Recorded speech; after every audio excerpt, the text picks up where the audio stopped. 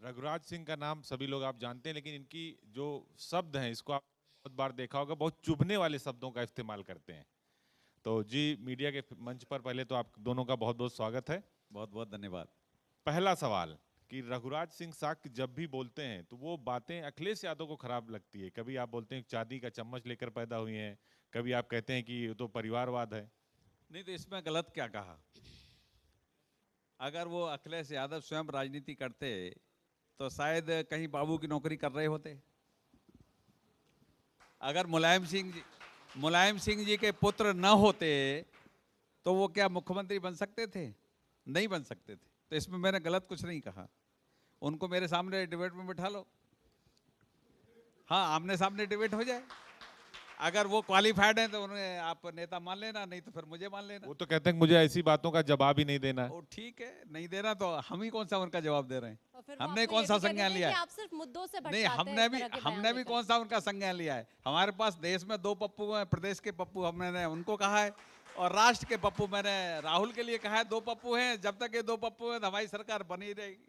अब तो 2 पप्पू से कंस और दुर्योधन पे आ गया मामला। तो ये तो स्वाभाविक है ना। तो मैंने तो सही कहा है, मैंने कोई गलत नहीं कहा है। अगर वो सोने की चम्मच लेके पैदा ना होते तो शायद मुख्यमंत्री या नेता ना होते। वो तो बहुत विश्वास में थे कि हमारी सरकार बन रही है, तो मैंने तभी कहा था कि उनकी सरकार नहीं बनेगी। और इस बार जब विपक्ष में बैठ लेंगे ना, तो अगली बार तो ये स्थिति होगी कि विपक्ष में भी नहीं होंगे। ये स्थिति होगी, क्योंकि उनका जो दूरदर्शी प्लान है वो देश की जनता सब समझ गई है।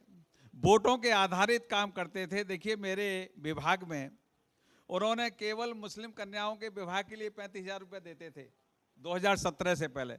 मैं 2018 में बना हूं, तब से हमने कन्या किसी की भी हो, चाहे वो ब्राह्मण की हो, चाहे वो ठाकुर की हो, चाहे वो बनिए की हो, चाहे वो किसी भी पक्ष की, वाल्मीकि की हो, किसी कन्या तो कन्या है ना, तो उसमें भी अखिलेश भेदभाव यादव वर्ग विशेष की राजनीति कर रहे वो थे। करते हैं, हम नहीं करते। हमने देखिए उनका एक भी काटा नहीं और बढ़ाया। वो 35,000 देते थे, हमने 75,000 देना शुरू किया।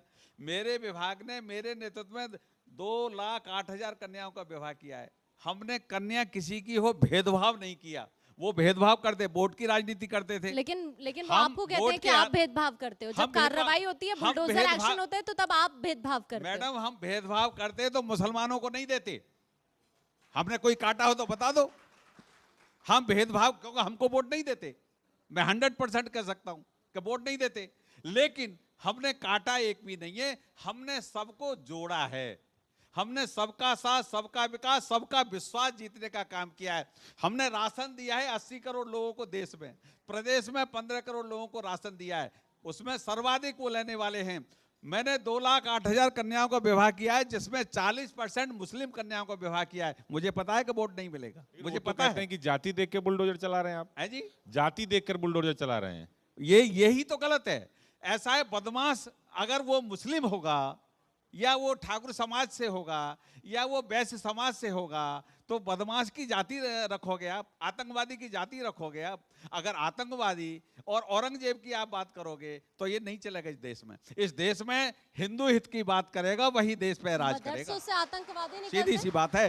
जो हिंदू हित की बात करेगा, देश में आज आदरणीय मोदी जी हैं और प्रदेश में आदरणीय योगी जी हैं। या अगर हम हिंदू हित की बात छोड़ बहुसंख्यकों को मारेंगे आप, नहीं चलेगा। अब हिंदुस्तान में नहीं चलने वाला ये। आज एक ट्वीट किया है बसपा सुप्रीमो मायावती ने। अखिलेश यादव आजमगढ़ की जेल में सपा विधायक रमाकांत से मिले, उनके ऊपर कई सारे लोगों की शराब में मौत का आरोप है, गैंगस्टर लगा है। मायावती ने ट्वीट करके ये कहा है कि अखिलेश यादव जो जेल में बंद मुस्लिम समुदाय के लोगों से क्यों नहीं मिलते, राजनीति तो करते हैं मुस्लिम की। देखिए, चोर चोर मौसेरे भाई हैं दोनों के विषय में। क्या कहूं मैं? ना मायावती के विषय में कुछ कहना चाहता, ना उनके विषय। उनके पास सब, दोनों के पास प्रॉपर्टी डीलर और अपराधी लोग हैं। इनके पास बेसिक नेता एक भी नहीं है। ना तो सपा के पास है, ना बसपा के पास है। हमारे पास बेसिक नेता है। 80% हमारे अच्छे हैं, 20% हमारे भी आ गए बाहर से। ठीक है, मैं आपका वापस से रुक करूंगी। विजय सिंह, जिला पंचायत अध्यक्ष हैं आप, एक बार फिर से आपका बहुत स्वागत है। अलीगढ़ की बात करेंगे, चूंकि आज अलीगढ़ की धरती पर मौजूद हैं। यहाँ के तमाम मुद्दों को लेकर भी डिस्कशन आपसे करेंगे, लेकिन अभी अलीगढ़ को आप कहाँ पाती हैं उत्तर प्रदेश के अंदर? नंबर 1। आप महिला हैं, आधी आबादी से आती हैं, सरकार भी महिला सशक्तिकरण की बात करती है, तो आपको लगता नहीं कि जो 10 साल पहले था और आज में कितना फर्क आप देख रही हैं महिलाओं को लेकर बेसिकली, क्योंकि आपकी सरकार जो मुख्यमंत्री हैं योगी आदित्यनाथ, महिलाओं को लेकर बहुत सारी फोर्सेस के गठन, एंटी रोमियो गठन, उस जगह पे आप कहां पाती हैं? मैं नारी सशक्तिकरण में सबसे हमारा देश नंबर 1 पे है। नारी सुरक्षा, नारी सम्मान और नारी स्वावलंबन। पहले महिलाओं को बाहर भी नहीं निकलना पड़ता था, अब महिलाएं सब बाहर निकल रही हैं और सुरक्षा में हैं। कोई किसी से डर नहीं है, रात में आ रही हैं, दिन में जा रही हैं, कोई भी किसी प्रकार की कोई किसी को परेशानी नहीं है। महिलाओं को सबसे ज़्यादा सुरक्षा दी जा रही है और राजनीति में हो या किसी भी क्षेत्र में हो उनको बढ़ावा दिया जा रहा है। और जो ग्रामीण क्षेत्र की महिलाएं हैं वहां पर आज भी कई ऐसे गांव हैं जहां पर जागरूकता की कमी है। बेटियों को आज भी कई ऐसे गांव हैं जहां पर पढ़ाया नहीं जाता। हर कोई ऐसा नहीं है, लेकिन अभी भी वो जागरूकता नहीं आई है जो आनी चाहिए। मैं भी गांव-गांव जाती हूँ, यही रिक्वेस्ट करती हूँ कि बेटियों को स्कूल भेजो। अब बेटियों में कोई भेदभाव नहीं है, कोई डर नहीं है, क्योंकि हमारे देश के योगी आदित्यनाथ जी भी बेटियों की सुरक्षा के लिए, पढ़ाई के लिए बहुत ज़्यादा अग्रसर हैं। महिलाओं की बात होती है तो आपके पास जो जिला पंचायत अध्यक्ष हैं आप, बहुत बड़ी जिम्मेदारी होती है। जो रूरल एरिया है वहाँ के डेवलपमेंट को लेकर, विकास की गति को बढ़ाने के लिए ग्राम पंचायत, प्रधानमंत्री का भी फोकस पंचायती राज व्यवस्था पर है कि उसको किस तरह से आप आगे ले जा रही हैं। क्योंकि अलीगढ़ में है ये, संदीप सिंह थे वो बता ही रहे थे, देखिए यहाँ कैसे इसको नंबर 1 बनाना, स्मार्ट सिटी है, तो उसमें भी आप लोगों का बहुत योगदान होगा, विशेष तौर से महिलाओं का। और जहाँ पर आप जिला पंचायत अध्यक्ष है तो किस तरह से आगे ले जाएंगे?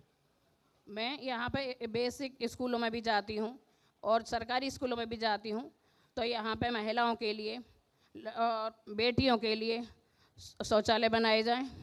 और मेरे जिला पंचायत से 2 कॉलेज आते हैं, एक गभाना और एक छर्रा में आता है। मैंने उसके लिए, महिलाओं के लिए शौचालय के लिए, बेटियों के शौचालय के लिए संकल्प लिया है। और यहाँ पर जो भी महिलाओं के लिए पुलिस लाइन में, थानों में, वहाँ भी मैं कोशिश करूँगी कि वहाँ पर भी अलग शौचालय बनाए जाए महिलाओं के लिए। ठीक है, यानी आप शिक्षा को लेकर भी मैं आपसे सवाल ज़रूर अभी मैंने किया। हालांकि आपने कहा कि आप जाती हैं गांव-गांव और वहाँ पर आप जागरूक करने का कार्य भी कर रही हैं, लेकिन जो गांव के स्कूल हैं, आप चूंकि एक जिला पंचायत अध्यक्ष हैं और आप इस स्थिति को बेहतर तरीके से समझती होंगी। आज भी ये सिचुएशन है कि अलीगढ़ के स्टूडेंट्स, कोई अगर चाहता है तो वो नोएडा में भी जाकर पढ़ाई करता है, प्रदेश के अलग अलग हिस्सों से पहुँचते हैं। क्या आपको नहीं लगता कि यहाँ पर ज़रूरत है कि एजुकेशन का जो सेक्टर है उसको और मजबूत किया जाए ग्रामीण क्षेत्रों के अंदर भी? अभी दिल्ली, नोएडा के अपेक्षा यहाँ पर बहुत कमी है सुविधाओं की। अब वो भी हमारे मुख्यमंत्री जी, प्रधानमंत्री जी पूरी करने जा रहे हैं, तो वो भी पूरा होगा संकल्प। रघुराज जी, सवाल आपसे, आपने अभी थोड़ी देर पहले कहा कि 20% बाहर से हमारे यहाँ भी आ रहे हैं, तो अपराधी की बात कर रहे थे आप? नहीं, मैंने ये नहीं कहा, अपराधी नहीं कहा मैंने 20% बाहर से जो लोग आए हैं, हमारे यहाँ भी कुछ लोग ऐसे आ गए हैं जो कि 80% उनको ठीक कर लेते हैं। 100% हम यूँ कहते हैं कि हम बिल्कुल ठीक हैं तो गड़बड़ हो जाएगा ना। 80-20 की बात आपके यहाँ बहुत होती है, सीएम भी बहुत बार 80-20 की बात करते हैं। तो वो ठीक कर रहे हैं सीएम साहब। देखिए उन्हीं के नेतृत्व में जब गंगा जी में सारे नाले जो है मिल जाते तो गंगा जी पवित्र हो जाती है ना। नाले पवित्र हो जाते। आपने बहुत पहले कहा था कि मदरसे बंद कर देना चाहिए, क्योंकि सरकार तो मदरसों को लेकर भी आगे बढ़ रही है, आधुनिक शिक्षा दे रही है। मैं अभी संदीप सिंह यही मौजूद है। मैं अभी सरकारी दौरे पे था यूएई के अंदर। मैं कल ही रात को आया हूँ, इसी कार्यक्रम की वजह से आया हूँ, दुबई से आया हूँ। मैंने वहाँ पर देखा है कि दुबई में कोई बाहर नमाज नहीं पढ़ सकता। मेरे कई मुस्लिम दोस्त भी हैं, मैंने उनसे भी कहा, मैंने दुबई में अगर बाहर आप नमाज पढ़ोगे तो 3 महीने की कैद है। मैं अबू धाबी गया, वहाँ के शेख से भी मीटिंग हुई हमारी, तो वहाँ पर ये कानून लागू हो सकता है यूएई के अंदर, और हिंदुस्तान में क्यों नहीं साहब? हिंदुस्तान में क्यों नहीं? उनका कहना है साहब, या तो मस्जिद में 100 लोगों की जगह तो 100 लोग मस्जिद में आए, बाकी अपने घर पर नमाज अदा करें। इनके यहाँ मूर्ति की पूजा नहीं है, इसलिए कहीं भी आप नमाज अदा कर सकते हैं, अपने घर में भी कर सकते हैं, अपने परिवार के साथ भी कर सकते हैं। हमारे यहाँ मंदिर है, मंदिर में मूर्ति पूजक हैं हम लोग, हिंदू बहुसंख्यक जो हैं, तो हमको मंदिर जाना मजबूरी है, हमारी मजबूरी भी और जरूरी भी है। लेकिन सीएम ने लाउड स्पीकर उतरवाया तो एक बहुत बड़ा मैसेज दिया, मंदिर से भी उतारे नहीं, और सभी ने मस्जिद सहयोग से भी किया। उतारे। देखिए, मुस्लिमों ने भी सहयोग किया उसमें, और हमारे पुजारियों ने भी सहयोग किया है, आदरणीय सीएम साहब ने, क्योंकि सम्मानित सुप्रीम कोर्ट का 2002 में आदेश हुआ था, लेकिन इंप्लीमेंट केवल आदरणीय योगी जी की सरकार में हुआ है। 2002 का आदेश इंप्लीमेंट अब हुआ है, क्योंकि पूर्ववर्ती सरकारें केवल वोट की राजनीति करती थी। हम वोट की राजनीति नहीं करते, सबका साथ, सबका विकास, सबका विश्वास करके हम काम कर रहे हैं। आज नहीं तो कल, और कल नहीं तो परसों मुस्लिम वोट हमको देंगे, ये हमारी भावना है। 24 में यही तैयारी है। 24 में देंगे, बिल्कुल देंगे। 24 में भारी बहुमत से 80 की 80 सीट जीतेंगे हम। लेकिन सर एक सवाल मेरा अभी, चूंकि अभी 15 अगस्त पे आपने हर घर तिरंगा अभियान चलाया जी, उस वक्त एक मामला सामने आया जहां पर एक शख्स ने हर घर तिरंगे बांटे, उसको धमकी दे दी जाती है। देखिए, समाज में सब तरह के लोग होते हैं, और जिनके साथ जैसा करेंगे वैसा भोगेंगे। टिट फॉर टैट का ये सरकार कहीं कोताही नहीं बरती इसमें। सरकार ने तय कर रखा है, बदमाश की जेल में या ऊपर, तीसरी जगह हमारे पास है नहीं कहीं। फिर भी पाकिस्तान जिंदाबाद के नारे लगे, जौनपुर, तो आगरा। उनके साथ भी वही व्यवहार होगा, वही व्यवहार हुआ है। आप चिंता मत करिए, बक्सा या कोई नहीं जाएगा। ये आदरणीय योगी जी की सरकार है, यहाँ निर्णय तुरंत होता है, देर नहीं होती। लेकिन अखिलेश तो कहते हैं कि अगर मुख्तार और अतीक का कोई दूसरा नाम होता तो बच जाते, जबकि लगातार ईडी कार्रवाई कर रही है, यूपी एफटीएफ कर रही है, कार्रवाई कर रही है, बुलडोजर चल रहा है। लेकिन उनको कहते हैं कि जाति की राजनीति बीजेपी करती है, धर्म की करती है, और फिर बात विकास की करती ना है। हमने धर्म की राजनीति की, ना जाति की राजनीति की। सबका साथ, सबका विकास, सबका विश्वास, ऐसे ही नारा नहीं दिया। इन्होंने दिया क्या? मैं आप प्रमाण के साथ कह रहा हूं, मेरे विभाग में पहले मुस्लिम कन्याओं को 35,000 रुपये दिए जाते, और 35,000 में भी 20,000 वापस आ जाते थे, और 15,000 उसको पहुंचते थे, यानी उसको भी 15,000 ही पहुंचते थे।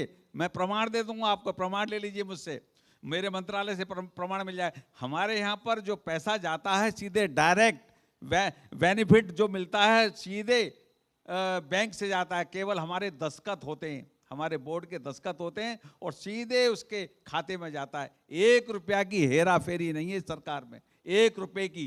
राशन डीलरों ने राशन बांटा है, और जहां कहीं गड़बड़ हुआ है वह सस्पेंड हुआ है। इस देश में, उत्तर प्रदेश में 15 करोड़ लोगों को राशन दिया है। और अगर अखिलेश की सरकार या कांग्रेस की सरकार होती तो 2 साल के पीरियड में आधे मर लिए होते। अमेरिका बहुत बड़ा देश है, 12 लाख लोगों का मृत्यु हुई है इसमें, 12 लाख लोगों की।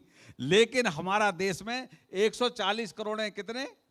140 करोड़, और जिसमें 5.5 लाख मृत्यु हुई है, जिसमें 12.5 लाख हमारे रोड एक्सीडेंट में हर साल खत्म हो जाते हैं, रोड एक्सीडेंट में। जिसके कारण आदरणीय हमारे गडकरी जी ने 7 लाख किलोमीटर सड़क बनाई है। आज आप देख रहे हैं अमेरिका की तर्ज पे 2024 में 12 लाख किलोमीटर सड़क हो जाएगी इस देश में, जो बॉम्बे से और सीधे दिल्ली, और दिल्ली से सीधे कलकत्ता पहुंच जाओगे। ट्वीट केशव प्रसाद मौर्य ने अभी थोड़े दिन पहले किया, जब संगठन महामंत्री आपके धर्मपाल जी पहले दिन आए गाजियाबाद, उन्होंने कहा कि सरकार से बड़ा संगठन होता है। इस ट्वीट के क्या मायने? हम बिल्कुल ठीक है।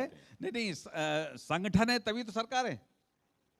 हमारे यहाँ संगठन मजबूत है, बाकी सब पे सरकार में ही संगठन है सब कुछ। यानी वही चीफ मिनिस्टर होगा, वही प्रदेश अध्यक्ष होगा, वही राष्ट्रीय अध्यक्ष होगा।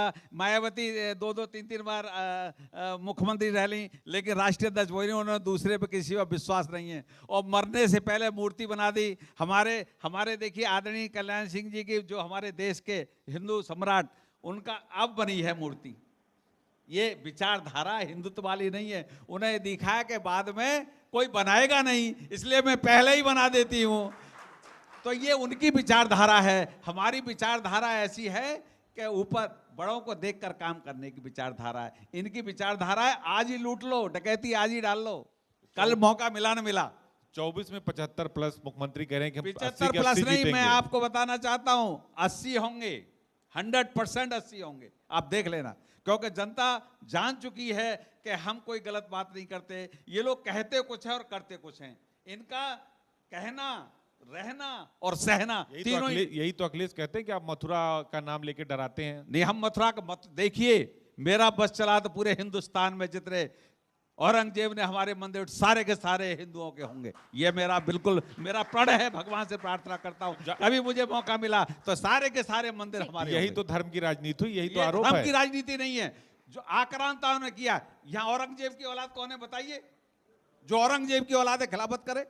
जो औरंगजेब है, औरंगजेब आक्रांता था, हिंदू नहीं था, इस देश पे आक्रमण किया था, इसलिए हम उसकी बात नहीं कर सकते। इसलिए जो भी मंदिर हैं वो सब हिंदुत्व के हैं और हिंदुओं को सौंपने चाहिए।